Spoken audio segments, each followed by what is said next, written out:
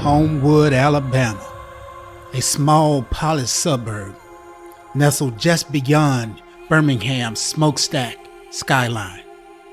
Tree-lined streets, designer coffee shops, historic homes. But beneath its quiet charm lies a truth that history has tried to bury, a legacy of division. In this town, once split by mountain and race, an 18-year-old black teen was shot in the back by police. His name was Jabari Peoples, and this is the story they don't want you to hear. This is Cigar and A Crime. Welcome to Cigar and A Crime, where the slow burn of a fine cigar meets the searing fire of injustice. I'm Dr. D, voice of the voiceless, truth seeker with a torch. In each episode, we journey through these stories that demand to be told. Raw, real, and unflinching. Tonight, in episode 6, we turn our focus to Homewood, Alabama, where the killing of Jabari Peoples, an 18-year-old black college student, has left a community shattered and a family crying out for justice. This is not just a story about one moment of violence. It's about power, policing, and the unbearable weight black families carry in America. It's about what happens when truth becomes a battleground. For tonight's smoke, I choose something dark, intense, a cigar that lingers, just like the questions in this case. The CAO Flathead V660 car is a box-pressed Maduro. All muscles and molasses. On the first draw, you get hit with this espresso, black pepper, and a charred earthiness that doesn't ask for your attention. It demands it. Midway through it, opens cocoa and leather roll in, but that dark bite remains. This isn't a gentle cigar. It burns slow, like a warning. The ash stacks high like the burden of black mothers who bury their sons. This cigar doesn't comfort, it confronts. It holds a mirror up. And tonight we hold that mirror to a system that keeps finding ways to justify the death of young black men. Let's talk about Jabari Peoples. Jabari Latrell Peoples was only 18 years old. He was the son of William Peoples and Vivian Sterling of Pickens County. He graduated from Aliceville High School in 2024, where he was a standout on the Yellow Jackets football team and track team. He was a college student. He enrolled at Alabama A&M. He had completed his first year toward his degree in computer information and criminal justice. He had a goal of becoming a police detective. How ironic is that?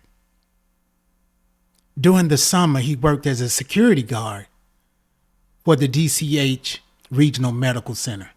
They're right there in Tuscaloosa. This young man was a big brother. He was a beloved son. People who knew him described Jabari as humble, quiet, smile, big dreams. He wasn't rich. He wasn't perfect. But he was somebody. He mattered. And that should be enough.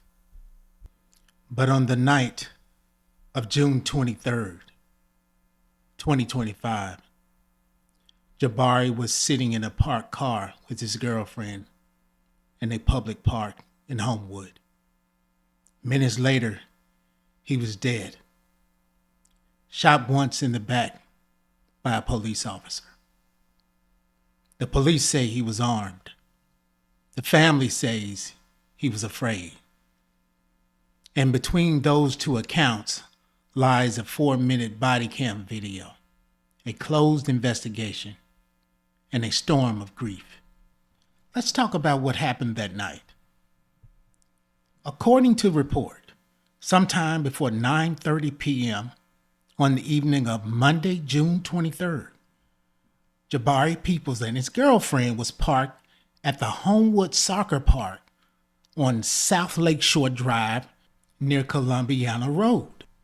A Homewood police officer, described as a veteran, investigated what was termed a suspicious vehicle. We've all heard that before, right? Police noted a recent increase in criminal activity that was around there at the athletics complex in the city as a factor of being so suspicious that night.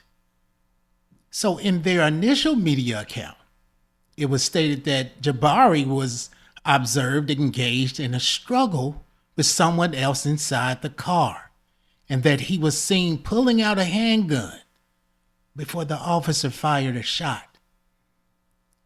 According to police, on another account, the Homewood officer noticed Jabari's car that was parked after dark in a secluded part of the Homewood soccer complex. He said he smelled marijuana and he approached the car. He got to the car. He ordered both Jabari and his girlfriend out. When Jabari stepped out, the officer claimed he saw a handgun inside the car door.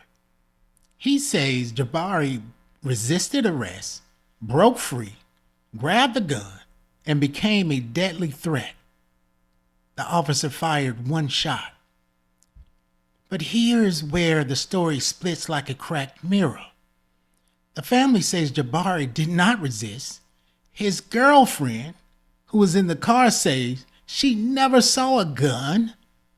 They say the officer never identified himself properly, that he pulled up in an unmarked car, that he tackled Jabari almost immediately, and most chilling of them all, the shot that killed Jabari entered through his back.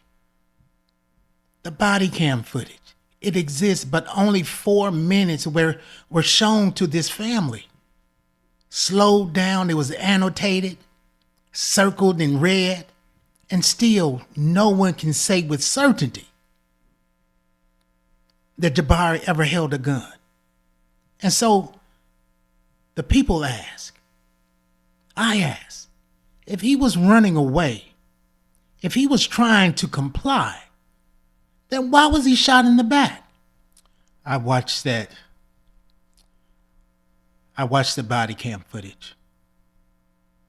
This young man, this 18-year-old, haven't even got a chance at life. And you have to forgive me for being emotional. Jabari was pleading for his life. He said, "Sir, I promise I'm not trying to resist. This is my cell phone." As he was trying to show the officer what he was holding, Jabari's family insisted that Jabari was holding a phone, not a weapon. When he was shot, he never pointed anything at that officer. Immediately after Jabari was shot, other officers arrived on the scene. According to the police, Jabari's girlfriend was made to sit on the curb while officers secured the firearm for Jabari's hand. Jabari was given first aid and taken to the hospital, but he did not survive. The Alabama Law Enforcement Agency quickly took over the investigation, which is standard practice for officer-involved shootings in Alabama. Jabari's family wasn't even promptly notified with the details. The Southern Christian Leadership Conference later even criticized authorities just for denying the family the dignity of timely notification and answers in this immediate aftermath. Let's get into the investigation, where the lack thereof. The Alabama Law Enforcement Agency conducted the investigation. They handed over the footage to to Jefferson County District Attorney Danny Carr. On August the 1st, Carr announced no charges will be filed. He called it a justified shooting. The officer was never publicly named, never arrested, case closed. But the family, they weren't done. They called in civil rights attorney Ben Crump, a name known across the country for showing up when black lives are taken and justice goes missing. Crump demanded the full video. He filed a petition for evidence. He stood with Jabari's family and said what many were thinking.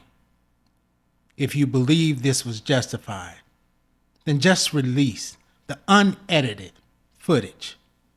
Let us see what you see. And as of today, that footage remains under lock and key. Homewood, Alabama was no longer quiet. Vigils turned into rallies, peaceful marches into acts of civil disobedience. Protesters shut down roads, boycotted businesses, and stood outside city halls chanting justice for Jabari. Activists even came across the country, from LA to Atlanta to New Orleans, to say his name. They lit candles. They held signs. They told the world Jabari mattered. Even as police pushed back, arrests were made, marches dispersed. The movement kept growing. A Walmart fire allegedly tied to this protest drew headlines. But those closest to Jabari kept the focus where it belonged, on the 18-year-old boy who never made it home. And I know and I understand how we want to pray for families. We want to march. We've been marching for almost 200 fucking years. And look where we are. Maybe we need to take a look in the mirror. I'm tired of protesting. It's just something to think about as we narrow this down. Jabari's death is personal, but it's not isolated. Black men in America are nearly 3 times more likely to be killed by police than white men. 1 in every 1,000 black men can expect to die at the hands of police. And in 2024 alone, over 1,365 people were killed by law enforcement. Black people were disproportionately represented, and less than 1% of those killings resulted in criminal charges. Let that sit for a second. 1,365 people, only 1% of officers charged. Justice, it seems, has a color, and it ain't black. As I sit here with this cigar burning low, the ash long, the air thick, and I think of Jabari. I think of an 18-year-old boy who had college on the horizon, a girlfriend beside him, a future ahead. And I think of a single moment, one police interaction, ending it all. This could have been your son. This could have been your brother. No trial, no jury, just a bullet. It's easy to say, wait for the facts. But we've been waiting. It's easy to say, trust the police when you're not being impacted. And then that wait. Families bury sons. Mothers bury dreams. As I mentioned, what if Jabari were your son, your student, your friend, would you accept a 4-minute edited clip as enough? The truth is this. Justice doesn't come in red circle screenshots or DA press releases. It comes when we demand transparency, when we ask hard questions, when we refuse to let the smoke of police narratives cloud our vision. To Jabari's family, we see you. We see his mother. We see his sister. To those marching in the streets, we hear you.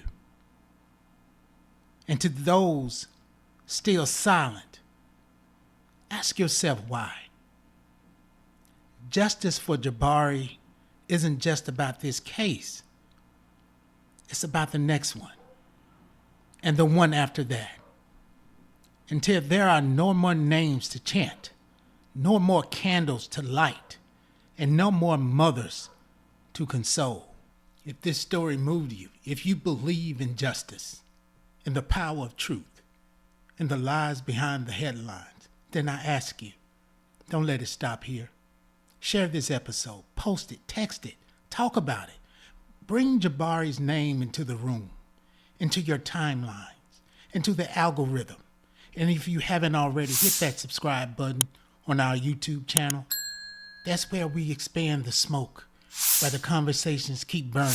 Your voice, your share, your click, help ensure these stories don't get buried beneath the bureaucracy and silence. Like, share, and subscribe.